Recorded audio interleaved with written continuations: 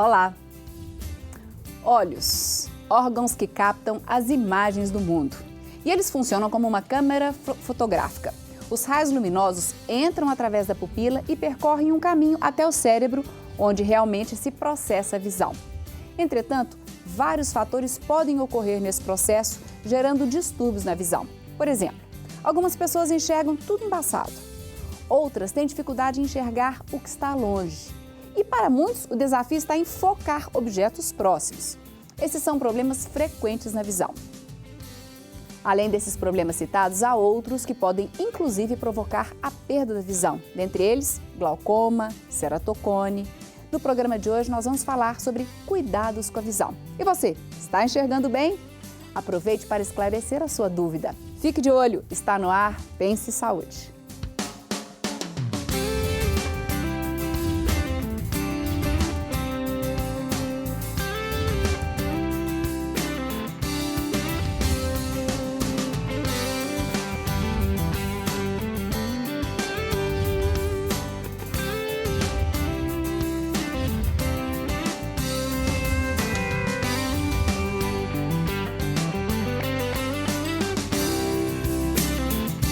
Para falar sobre cuidados com a visão, participam do programa hoje os oftalmologistas Dr. Elias Donato, Dr. Sérgio Schneider Guimarães e o Dr. Luiz Carlos Molinari, todos médicos cooperados da Unimed BH.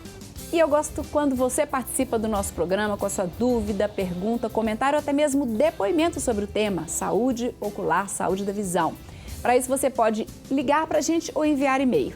Lembrando que o telefone é 3209-0119 e o e-mail é saude@tvhorizonte.com.br. Não se esqueça também de curtir a página da TV Horizonte no Facebook e ficar sempre por dentro dos temas do nosso programa. Eu agradeço muito a presença de vocês aqui para falar de coisas muito rotineiras na vida de todo mundo.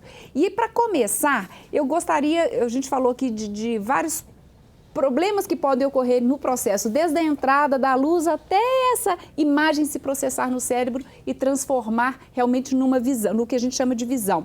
Mas eu gostaria que vocês começassem a explicar, então, as diferentes razões para que possam ocorrer problemas em todo esse caminho, em todo esse processo, doutor Elias. Boa noite, Márcia. Boa noite, telespectadores, amigos da TV Horizonte. Muito obrigado pela oportunidade de estar aqui com vocês. Muito bem. Todos nós sabemos, se fazendo uma analogia simples para que todos entendam, que o nosso olho, ele é como aquelas máquinas fotográficas antigas, que a gente tinha que colocar um filme e revelar esse filme, não é? Ou seja, existe uma máquina, através dessa máquina, que é um sistema de lentes, que captam aquela imagem e mandam para a retina, que é o filme da máquina fotográfica lá atrás. Aqui o doutor Molinari até trouxe um olho aqui. Vamos mostrar então todo esse processo aqui. Olha que ótimo. Vamos mostrar aqui, olha. O que acontece? Nós temos aqui em frente, me empresta a sua caneta aqui. Vamos fazer o seguinte, vamos dizer que uma pessoa está olhando para essa caneta. Então, esse objeto, ele é transmitido, a reflexão dele é levada através dos meios que nós chamamos de meios dióptricos do olho, né? E essa imagem é formada aqui atrás, na retina, né? A retina é o filme da máquina fotográfica, né? E nós temos aqui as lentes, nós temos a pupila, que funciona como o diafragma da máquina fotográfica. Porque abre e fecha, abre e fecha. Dependendo da luminosidade. Exatamente. Exatamente, né? Então, esse sistema todo é que deve trabalhar todo em harmonia, de tal forma que a imagem se forme exatamente sobre a retina. E os problemas, então, podem ocorrer em todas essas estruturas? Exatamente. Nas lentes, na retina, no caminho, nos nervos que transmitem essas... Exatamente, né? Quando o problema ocorre da formação da imagem em um lugar que seja antes ou depois da retina, ou uma imagem distorcida, nós chamamos de um erro refracional, ou seja, está relacionado com a máquina fotográfica. Quando a imagem que é formada, ela é uma imagem de má qualidade, a gente diz que o filme da máquina fotográfica, a retina não está bem. Então, é o que nós chamamos de um problema sensorial. Interessante. Vamos dar nome a esses erros aqui que a gente está falando? Porque, como eu falei até no início, algumas pessoas enxergam embaçado, outras têm dificuldade de ver de longe, outras têm dificuldade de ver de perto. Exato. São esses erros que podem ocorrer. Vamos falar um pouquinho sobre cada um, doutor Sérgio? Sim. Os mais comuns são a miopia, o astigmatismo e a hipermetropia. E mais tarde a gente passa a ter também a presbiopia, que é comumente chamada de vista cansada, não é? Então, esses são os principais, que em maior ou menor intensidade vão determinar a visão da pessoa. E eles estão relacionados com todos esses processos explicados sim, anteriormente. O olho seria, teoricamente, então, aqui desse tamanho. Quando a luz vem, passa pelos meios refrativos do olho, que é o cristalino e a córnea. A córnea é a lente mais poderosa do olho, por volta de 43 graus dioptrias, que a gente diz. E já o cristalino por volta de 20 e poucos dioptrias. Então, os raios vão convergir, essas lentes vão fazer com que esses raios que estão vindo do objeto que o doutor Elias se referiu, vão ser projetados na retina. Se o olho é muito longo... Então tem a ver, inclusive, com o formato o físico do olho. Exatamente. A miopia e a hipermetropia são diretamente relacionados com o diâmetro antero-posterior do olho. Se o olho é pequeno, é curto, a imagem vai se formar depois que acabou a retina. Então você tem que colocar uma lente que vai trazer essa imagem para a imagem ser produzida justamente em cima da retina. Qual que seria o olho mais curto é a hipermetropia. Toda criança, quando nasce, tem o olho pequenininho, então ele é hipermétrope. 99,9% são hipermétropes e quando vão crescendo, o olho cresce com o organismo. Interessante. E então a hipermetropia vai diminuindo. Se diz muito que as crianças conhecem os pais, principalmente pela voz, porque eles não enxergam. Eles têm uma hipermetropia muito grande, normalmente. Então enxergam, mas enxergam embaçado e essa visão vai com o tempo evoluindo e com o crescimento do olho a hipermetropia vai diminuindo, não é?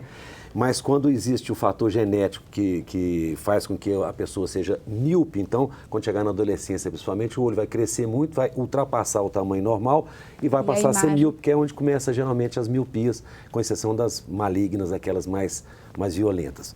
Mas então o astigmatismo e a miopia seria isso. E a miopia e a hipermetropia tem a ver com o diâmetro, o tamanho do olho.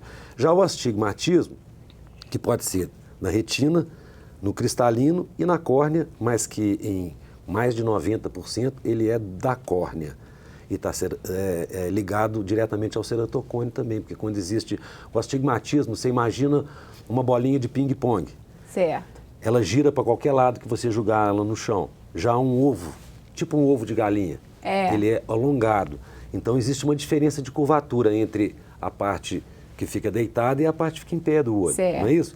Então essa diferença gera o astigmatismo, seria o astigmatismo. Então você tem uma medida no olho de 42, por uma outra medida no mesmo olho em sentido contrário de 35, você tem a diferença, é o número, a quantidade de astigmatismo que você tem. E ele provoca a distorção das imagens, né? Uma distorção importante, está mais relacionado com cefaleia também. Dor de cabeça, e no ceratocone, que nós vamos falar mais tarde, ele é muito grande. Certo. Bom? Agora, antes da gente continuar, falar desses outros, porque é muito comum, às vezes, até quando a pessoa chega na escola, perceber esses problemas, porque dificuldade de enxergar o quadro, ou o rendimento na escola, às vezes, não vai bem.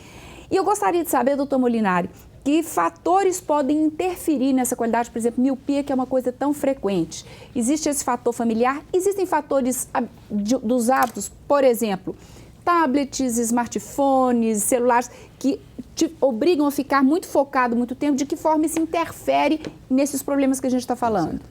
Normalmente, quando você tem o escolar, bom, primeiramente, boa noite a todos, né, que nos assistem, a todos aqui, colegas aqui de trabalho, né?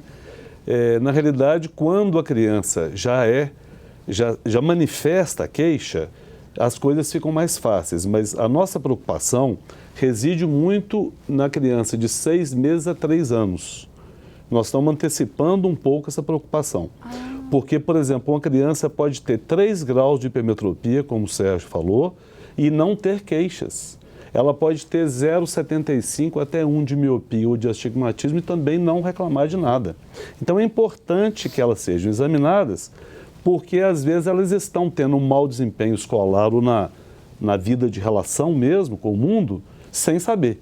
Então, quer dizer, uma consulta com o oftalmologista deveria até preceder essa entrada na escola? Nós temos algumas situações que, por exemplo, você pode perceber que se a criança tem algum fator assim que pode levar à necessidade de óculos, né, ou de correção. Por exemplo, se a criança é muito quietinha, muito inibida, ela não precisa de sair trombando nos objetos. É uma criança que gosta de brincar sozinha. Lógico que ela tem toda a introspecção dela, tem a genética também. Mas, de um modo geral, se ela não se relaciona bem com o meio ambiente, ela pode ter um problema chamado miopia. Ou até um astigmatismo acima de 1 também. Mas aí, de um modo geral, ela vai manifestar alguma queixa ou alguma alteração de comportamento. Quando a mãe tem outros filhos, fica mais fácil. Mas se é uma marinheiro de primeira viagem, ela pode não saber. Porque tem essa característica genética familiar, da miopia, por exemplo. Todas as situações existem, né? A gente tem que colocar os 50% aí, mais ou menos, da genética. Da genética. Né? Daqui a pouco a gente continua, vou interromper, porque daqui a pouco a gente continua, então, essa discussão, para saber, né, e os outros fatores que podem interferir. Você falou aqui a genética, eu quero saber dos fatores ambientais também, o que pode interferir. E outras perguntas também, queremos incluir a sua dúvida, pergunta, comentário, até mesmo depoimento. Estamos falando sobre saúde da visão, saúde ocular. Então fique com a gente, para participar é só ligar 3209-0119 ou enviar e-mail para saúde@tvhorizonte.com.br. Intervalo é rapidinho, a nossa conversa continua daqui a pouco.